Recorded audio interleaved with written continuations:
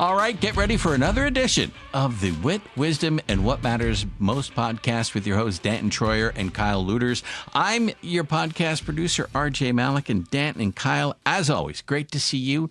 Why don't you just give us an idea? Danton, I'll go with you first. An idea of what we're going to be discussing on this edition. Yeah, certainly. Today's topic is wealth and identity. Who are you without the title? So, we've worked with a lot of executives, and in some cases that title is very important to them. So we'll talk about maybe why it is or isn't that important. That's very interesting. People get very tied into their career, and I understand that to a certain extent. Mm-hmm. And Kyle, you and I have a very similar background, and for the longest time, I never thought I would be able to just not be part of radio, but I got to a certain point, and I think you can relate to this. You get to a certain point, it's like, you know what? I don't need that anymore. I've got my own identity, and I've got my own way of doing things, and I'm taking ownership of my life. So why don't we'll start with the first question. How closely is identity tied to role? Yeah, I've seen many folks make very bad decisions because the title wasn't there. The role was there. Everything they wanted to do was that in that position, but it wasn't either, what they expected from a title standpoint, and potentially passing up great opportunities just because it wasn't an executive position, or, wasn't the vice president of, it was the director of. So, those titles, while we all, I think, try to say they don't matter, it matters. There's a little ego in there when it comes to taking a new position potentially. Sure. It really does. And sometimes, we've talked about in the past with the juxtaposition between big companies, like corporate style companies, and then smaller type companies. Like, when you're in some of the bigger companies, a couple of things, pay grade is tied to certain words in your title. So, if you become a senior something or a director something, there are probably bands in HR's compensation guide that, you can add a little extra coin to your bank at the end of the month. Juxtaposition that with smaller companies. You could be a vice president of the company and you're still emptying the trash cans. Like, that's just kind of how those things go. Right. But I do think there is a lot of identity tied around it. And I would say, like, especially too, like earlier in one's career. Absolutely. There's a search for, or a yearning for legitimacy. Mm-hmm. Potentially, that the title helps kind of facilitate that. I'll give a real quick example. First, I'm going to make RJ blush a little bit, but the first real job I had out of college, I worked in radio in college, but the first real job I had outside of college was I was a PR person. Okay. For a racing series. The guy prior to me was the PR director. I was the PR coordinator. I tried to figure out where the word director went because that guy had it. I'm doing his job. But again, being 20-something years old coming out of college, you wanted to text all your buddies back and say, I'm a director. So I think there is a lot of identity tied into it. And I think especially early on, there's a yearning for legitimacy for that. And then, like I said, too, the pay grade might be tied to some of those things. And that can make or break a lot of decisions for folks. I think you hit it right on the head, Kyle, and I think, again, you can relate to this because you and I have similar backgrounds. The first time I was fired from my job, I was 30 years old, and that was devastating. Oh, yeah. When I was pushed out the door in a mass, let go, firing, I actually was prepared for it. I was ready for it. And when my supervisor came to see me, I started laughing because I knew exactly what was going on. And I was just like, okay, let's just get through this. No big deal. I thanked him. He's a good guy anyway, so I thanked him and stuff like that. And it got back to me later. There were other people who just lost their minds when they were let go. Yeah. And it was, he said, he had relieve a whole bunch of people of their jobs.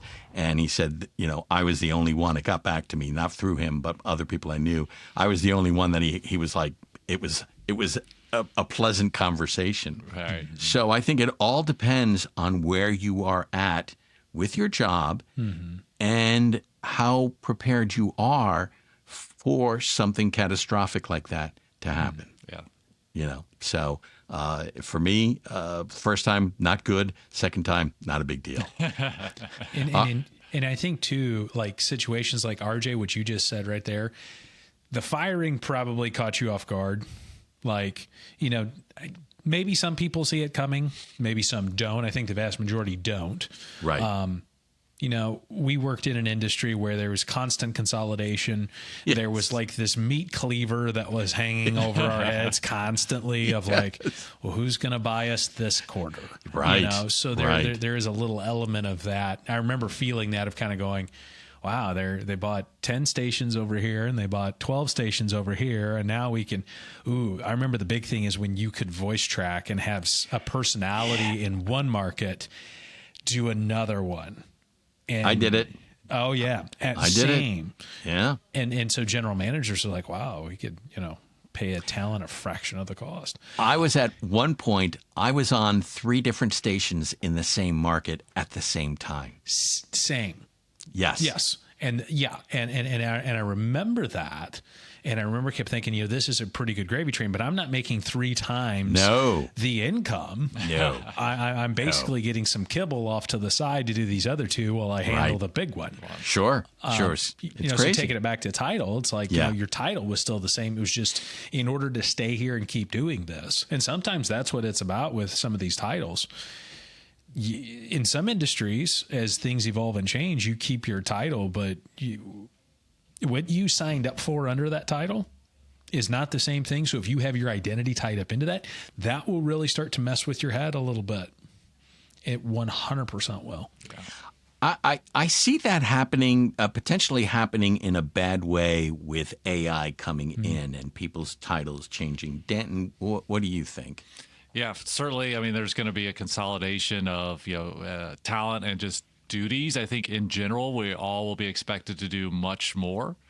And whether you get a title or a pay increase because of that is probably not very likely. I mean, it's just going to be the expectation. I mean, there might be a little bit for a while, but I mean, even within our own team here, it's like, if my job's safe, it's like, well, yes, you're here. I don't see layoffs coming because of this, but to think that you're going to be the same job in the same way is probably not very likely. I mean, like, we talk about like our client service managers working with, the clients here, and they're probably going to be able to do way more in just a very short period of time. And, for me, that's exciting.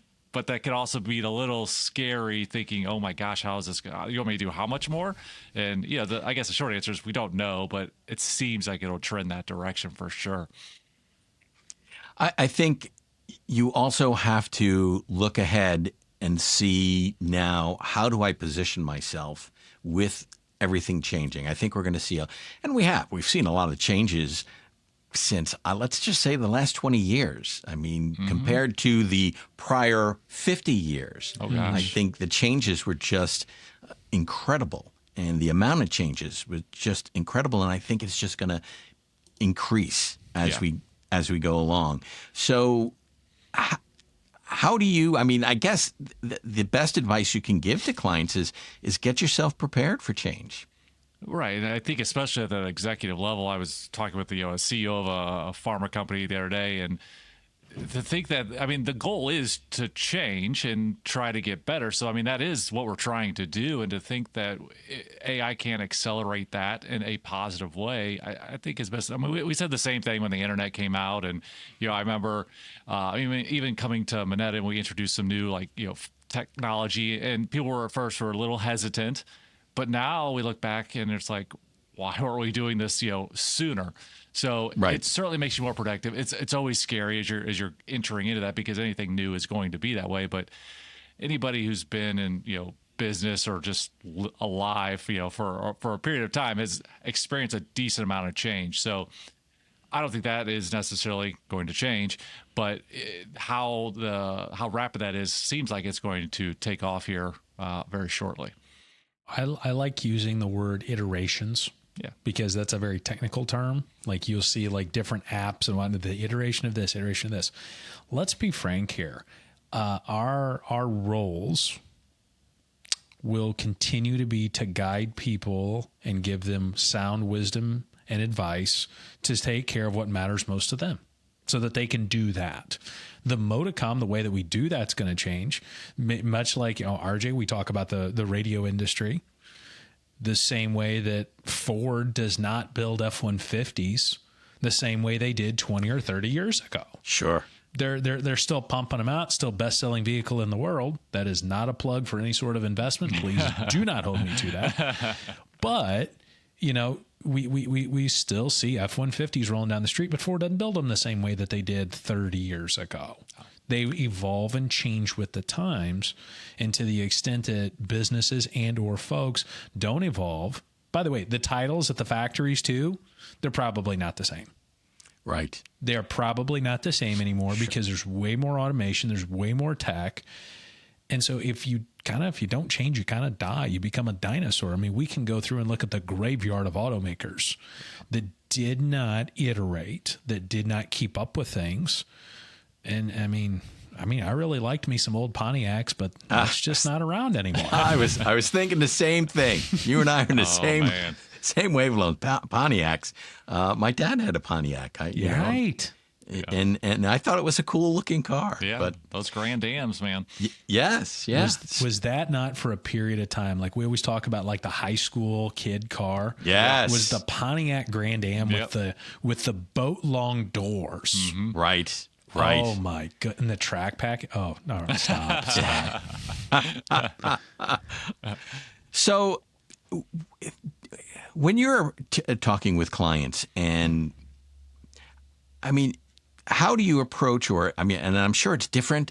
It's different approach to people at different stages of their career. But change is happening, as we alluded to earlier.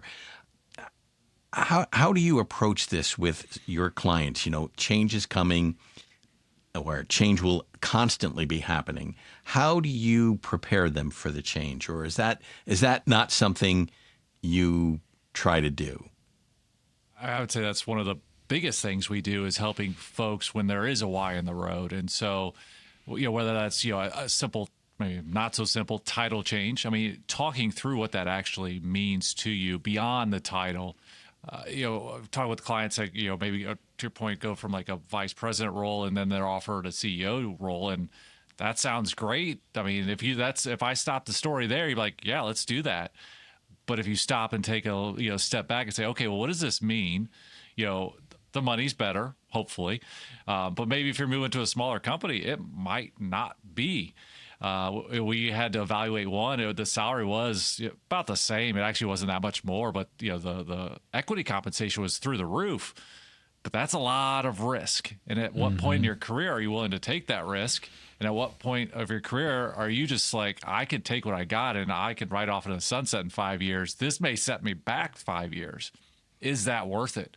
Not to mention, you have to move your family across the country, by the way, too. So to think that the title is important to some people, but if you start to peel back that onion, it's just there's so much more to it, and it may not be the best choice to take that position with that risk if you don't have the appetite for it potentially. We kind of talked about some of the monetary side of things here, but too, if you go from like a senior director level at a larger company where there's a lot of backfill and there's a lot of this and that, you've got a pretty good setup as far as family time. And if that's really important to you, or let's say you like being out on your boat, you go become a CEO, which on paper sounds great, but maybe you go become a CEO of a smaller company. You're maybe missing some kids' ball games, and we're not on the boat as much. And, sure, the money's great and the equity comp's awesome, but part of what we walk people through, because we've seen it a number of times, is this idea of we know our clients very well, We know what matters most to them. We know what makes them tick usually. And so we're actually a pretty honest sounding board of saying, look, I know you're real excited about this. I know that they're going to put 3 flashy letters behind your name. Mm-hmm. But is this really what you want? I mean, dollar signs and everything like that withstanding, do you really want this? Are you really ready to saddle up for the challenge? And I actually had a client that had the opposite problem almost, in that, he was actually in between jobs and was, let go, by the board of a CEO position. And, he was used to being the CEO, making good money. And he got offered a job. I don't remember. It's been probably 10, 15 years ago, but it was like a director level, and the salary wasn't very attractive. But we stopped and talked about it. And because he was really just telling me kind of off the cuff, like, oh, I turned this one down. And I said, but you told me like you want to retire in 5 years. I mean, does it really make sense to go back as like a CEO for 5 years at a company? And he kind of said that. Immediately took him back a minute. And then I said, the money, you don't need the money. You could retire tomorrow and you'd be fine. And he sat back again. And then I asked, I said, and this position is like, didn't you say you want to retire? And, it was a different state, and it's actually really close to where your cabin is that you want to retire at, right? And he's like, well, yeah. And I go, and you told me like you need some time to fix this cabin up, right? And he's like, yeah. And you could see him like starting to like get the point and starting to see that like this position is actually exactly what he needed and wanted. It gave him a position where he could still continue to contribute to the workforce. And like, he still had great ideas. And that was the big thing for him, is he wanted to continue to contribute. Mm-hmm. So he was able to move up there with his wife, continue to work, fix up the cabin that they plan to retire on. And like, it was a perfect setup for him. And the sad part of the story is he actually passed away before he got to fully retire. Enjoy it. Yeah. The good part of the story is, though, his wife is still in that cabin doing her gardening. And I don't know that she could have got to that place if he didn't make that decision. And so what started off as a conversation of just telling me a job he had passed on turned into what changed his wife's life, and I think a very tremendous way that wouldn't have happened. And not to say that I was the one, but it was just having someone to talk through those conversations with. Right. That's what it's about. Mm-hmm. Well, that's your position, is to talk to people about different possibilities that, you can go through. And, when you're younger, you're not thinking of things. And my wife and I in the last 5 years have gone through separately health issues that came out of the blue. Right. And we are, in a pretty good position to be able to weather both issues. Mine was almost 5 years ago. Hers was just recently. And, again, our financial advisor, he was with us every step of the way. And, was, able to guide us and help us. And we were able to get through it without any issues. So I guess what I'm trying to say, planning is just so important. And to have a plan, because you can never predict the future. No. Like I said, mine came out of the blue. My situation came out of the blue. And my wife's situation, just, one day everything is fine. The next day it's like, oh, my God, what are we doing? Yeah. Mm-hmm. So, and it's hard to plan for that. But if you have a general plan, I mean, I guess I should ask you, how do you talk to your clients about planning for worst case scenarios? Yeah, I think, just in general, like you said, like having a plan and something to anchor back to. And we talk about this all the time. There needs to be flexibility in this planning. But if you don't have something to step back and say, what was important to us in any given moment, you can get distracted very easily. And that goes with, health, concerns or something else. It's not always, sometimes we always think, it's a nice, shiny thing that's distracting us, but that's not always the case. It can be something that's kind of negative and not your, even in your control, like a health concern. My wife similarly had, a health concern, and it kind of stepped us back for a minute.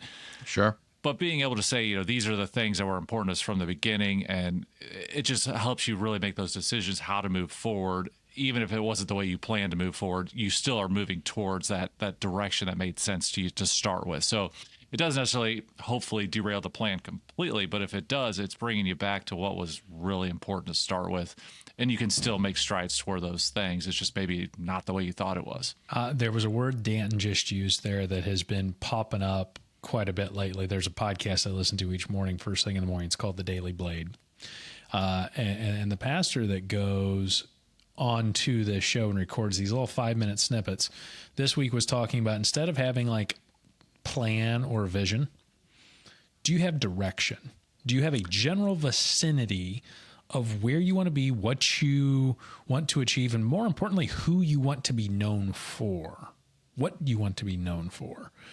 And so many times with our clients, like we'll tell them, like, it's not like, hey, here's your financial plan, here it is on a platter, and just like accept it as gospel. Sure. And turn the page every year. And this is going to lay out exactly the way that we said, including the return numbers, by the way, because we get beat up on that. So we don't even print them anymore because they change so often. Like, I mean, I remember when I first got in this industry 9 years ago, like we printed out one of those plans. It's, by the way, 100+ pages. Wow. Bound it and gave it to the person. I made the joke to them, and I don't think they appreciated it. And I said, hey, by tomorrow, based on what the markets do, that's all wrong. Yeah. Wow. You know, because if you think about that, any of those projections are just that. They're a projection based on the data set at the time you made the projection. Sure. Same thing with any one of your plans. Like, I mean, for crying out loud, like, we have monkeyed with the tax laws in this country more in the last 10 years than we did the prior 80 years. Somebody will fact check me on that, send the email to Danton. It's okay. But the point of it is the moment that we put something pen to paper in a plan, it's probably going to be out date within 12 months, just because that's the way the world changes. So direction now is becoming more and more of a thing that I am using in conversations with clients, with executives, with families, of saying, what direction do you want us going in? What direction, when you get to the end of your life, if the sky is completely open, kind of like point out a certain way, and which way do we want to end up there? Because I think the plan and the mode to get there is going to change, because the tools are going to change, the circumstances are going to change. Yeah. And then if they get really upset and they just said, look, I really want to plan for everything, I'll say, okay, the best thing you can do is get a cabin, bullets, and become a really good shot, live off the grid, because then you're taking away a lot of the variables that are a part of this thing. You're putting more on your shoulders, dude. Yeah. So I guess it's safe to say that you should really get together with your financial planner at least once a year to review where you're at, what's going on in your life, and what your goals are, because goals will change due to certain factors in your life. So once or twice a year, once a quarter, I mean, what do you think, or does it all depend on a person's individual situation?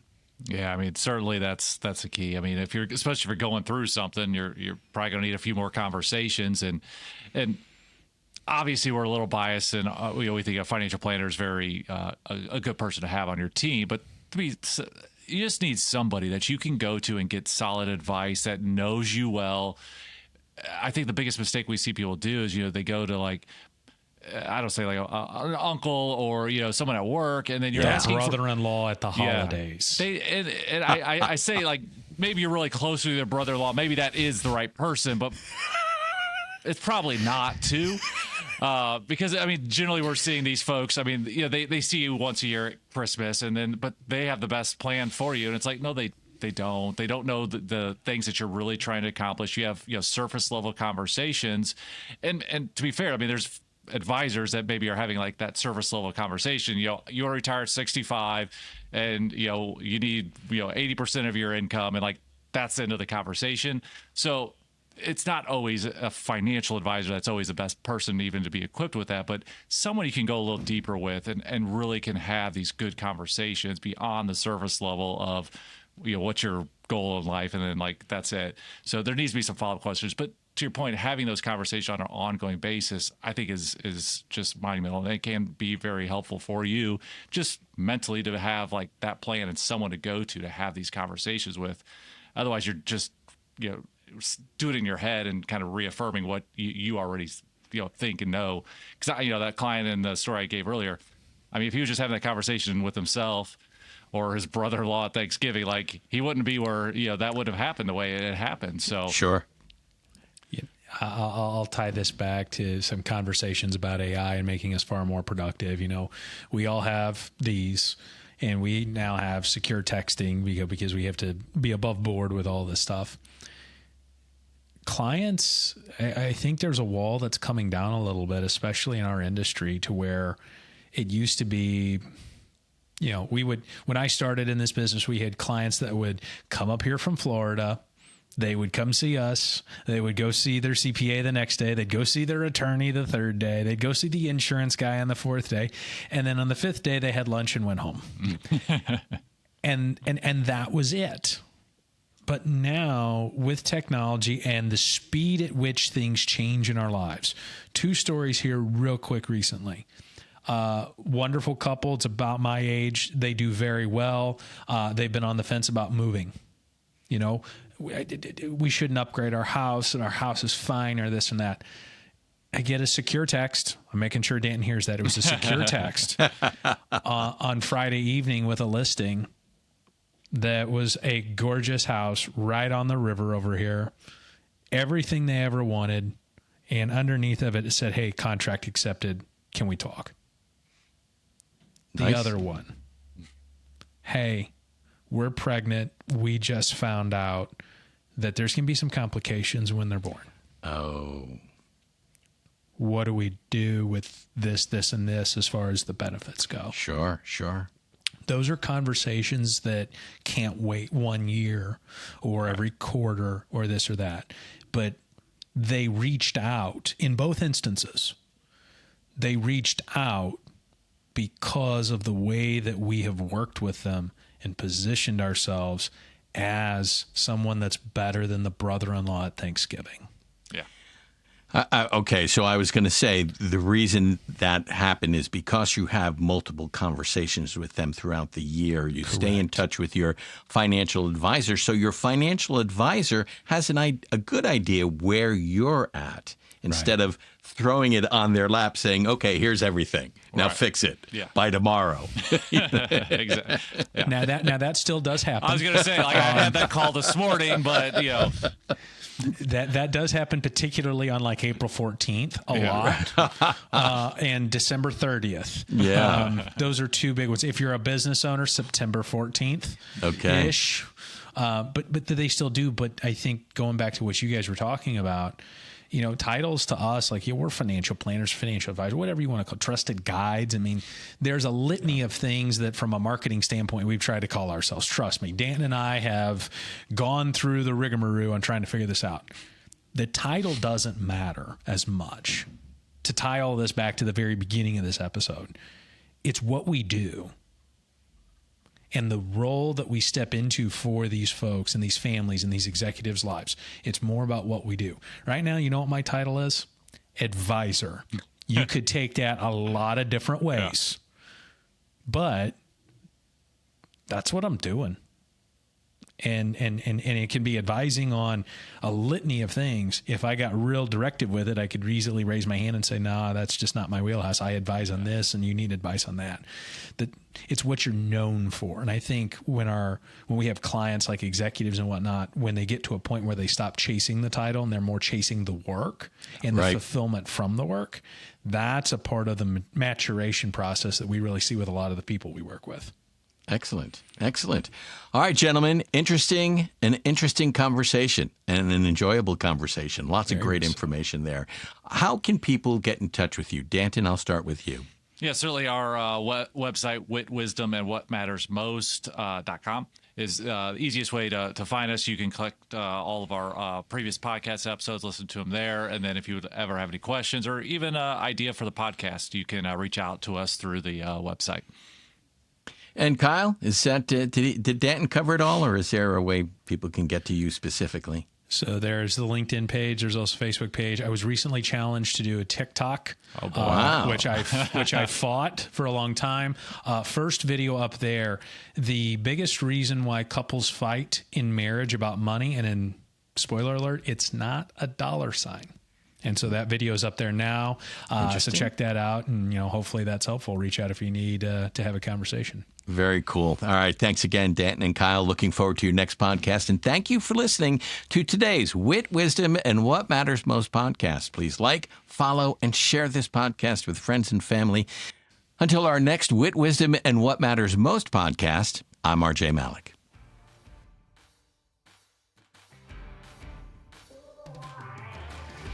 Thank you for listening to the Wit, Wisdom, and What Matters Most podcast. Click the follow button to be notified when new episodes become available. Visit our website at witwisdomandwhatmattersmost.com to learn more and find additional ways to connect with us in the show notes. The opinions voiced in this podcast are for general information only and are not intended to provide specific advice or recommendations for any individual.